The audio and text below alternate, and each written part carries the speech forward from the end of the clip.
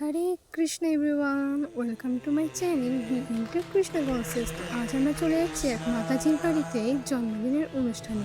তো আসছিল একাদশী, তাই একটা ফল কিনে নিয়ে মাতাজির বাড়িতে যাচ্ছিলাম। এখানে নিয়েছি তরমুজ আর কিছু শশা। এখন নিয়ে চললাম সেই মাতাজির বাড়িতে অনুষ্ঠানে। তবে আজ তোমাদেরকে দেখাবো কীভাবে বৈদিক মত অনুযায়ী জন্মদিন অনুষ্ঠান পালন করা হয়। তবে উঠে পড়েছি বাবার টোটোতে এবং চলে এসেছি মাতাজির বাড়িতে।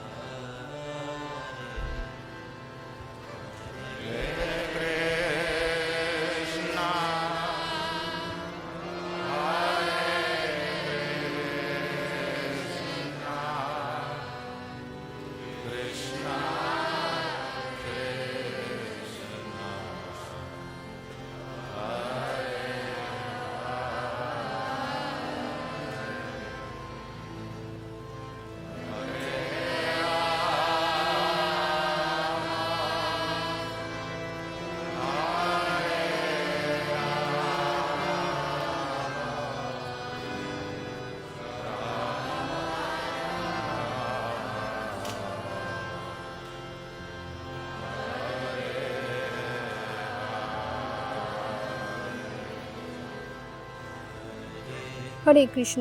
তো এখানে আপনারা দেখতে পাচ্ছেন যে রাধা মাধবকে কত সুন্দর করে আরতি করছেন আমাদের প্রভু। আর সেই সঙ্গে রয়েছে আমাদের জগৎগুরু শিল প্রভুপাদ এবং আমাদের পরমারাধ্য গুরু মহারাজ সুভাস্বামী গুরু মহারাজ। এবং এই আরতি শেষে প্রভু আমাদেরকে শ্রীমদ্ ভাগবত ক্লাস দিতে শুরু করেন। তবে চলো তোমাদেরকেও শোনাই। তাহলে গোলগাপ্পার দিকে আর আসক্তি থাকবে না, থাকবে মাতাজি। তাহলে আমাদের কি বলছে, মহাপ্রসাদে গোবিন্দে নাম ব্রহ্মণি বৈষ্ণবে সর্বপূর্ণ প্রথম রাজ বিশ্বাস জয়তে। মহাপ্রসাদ কার থেকে এসছে? স্বয়ং গোবিন্দ থেকে এসছে, ভগবানের উচ্ছিষ্ট।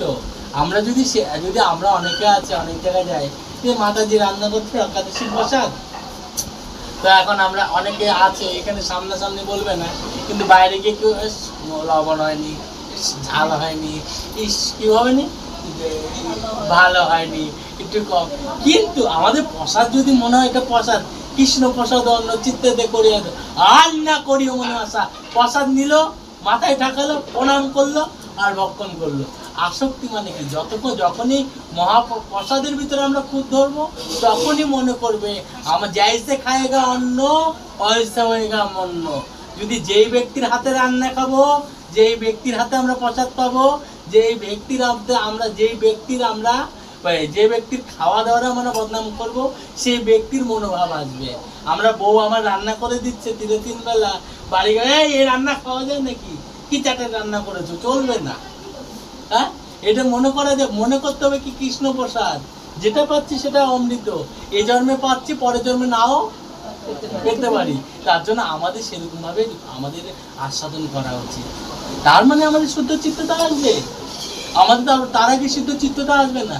আমরা অনেক সময় দেখতে পাই যে কারা কারা তেঁতুল খেয়েছেন, অনেকে খেয়েছেন তেঁতুল। আমরা যদি 10 বার এখানে তেঁতুল তেঁতুল তেঁতুল তেঁতুল তেঁতুল তেঁতুল তেঁতুল করে 10 বার বলি, তাহলে কি আসবে? জিভে জল চলে আসবে, হ্যাঁ কি না? জিভে জল চলে আসবে। সেমন আমরা এখনকার যখন বৈষ্ণবরা কি হয় জানেন, প্রথমে করি প্রসাদের চরণে অপরাধ, তারপরে করি কার চরণে অপরাধ? বৈষ্ণবের চরণে অপরাধ। তো একটা যখন আমি যদি সাপোজ এই বাচ্চাটাকে বলি, জানিস এই ব্যক্তিটা এরকম, ওই ব্যক্তিটা এরকম বললে কি হয়, তখন ওই বাচ্চা আরো কি করে, হ্যাঁ প্রভু ওই ব্যক্তিটা এমন ছিল, সেই ব্যক্তিটা এমন ছিল। তো আমাদের বৈষ্ণব অপরাধ এখন তেঁতুলের মতো হয়ে গেছে। তো আমরা আমরা তেঁতুল খেলে কি আমাদের মুখে স্বাদ আসে। আর বৈষ্ণব অপরাধ যদি কেউ করে, যদি ও 10 হাতও দূরে থাকে, বৈষ্ণব অপরাধ যেখানে হচ্ছে সেখানে গিয়েছে উপস্থিত হয়। তার জন্য আমাদের দুটো জিনিস থেকে দূরে থাকতে হবে, বেশি না, দুটো জিনিস। এক হচ্ছে বৈষ্ণব অপরাধ, আর এক হচ্ছে মহাপ্রসাদ। ভগবানের প্রসাদ থেকে, ভগবানের প্রসাদের যদি চরণে অপরাধ করো, মহা অপরাধ হবে। জীবনে ভক্তির আমরা ডেভেলপ করতে পারবো না। আর যদি বৈষ্ণব অপরাধ করো, সাধুর চরণে যদি হয় অপরাধ, শত শত ভক্তি থেকে হয়ে যায় বাদ, যদি সাধু ব্যক্তির চরণে আমরা অপরাধ করি, জীবনে কৃষ্ণ ভক্তিতে লাভ করতে পারবো না। অনেক উদাহরণ আছে, কার উদাহরণ দেব? যেমন অহল্যার নাম শুনেছেন? হরে কৃষ্ণ। তো প্রভু আমাদের ক্লাসটা কমপ্লিট করার পর আমরা শুরু করে দিই সেই জন্মদিনের সেলিব্রেশন। তো এই যে এখানে দেখেন কত সুন্দর কেক আনা হয়েছে, একদম সম্পূর্ণ নিরামিষ ভগবানের প্রসাদ, ভগবানকে নিবেদন করা। তারপরে এখানে এই মাথাজি করে যে বাচ্চাটা বসে আছে, এরই আজকে জন্মদিন। তবে দেখুন আজকে কতটা খুশি। তবে এই ছোট্ট বোনটা আজকে খুবই খুশি ছিল জন্মদিনে। যার জন্মদিন এভাবে পালন করা হয় ভগবানকে সঙ্গে নিয়ে, সে খুবই অত্যন্তই খুশি হয়।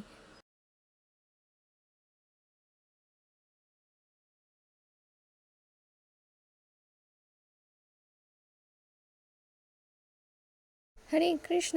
কেক কাটিংয়ের পর আমরা বসে গেছি একাদশী প্রসাদ পেতে। তো তবে আমাদের প্রসাদে ছিল সামান্য কিছু আইটেম, যেহেতু একাদশী তাই যারা একাদশী করেনি তাদের জন্য আলাদা প্রসাদের ব্যবস্থাও করা হয়েছিল। তবে প্রসাদ আমি যেটুকুনি পেয়েছি সেটাই অনেক হয়েছিল আমার ক্ষেত্রে।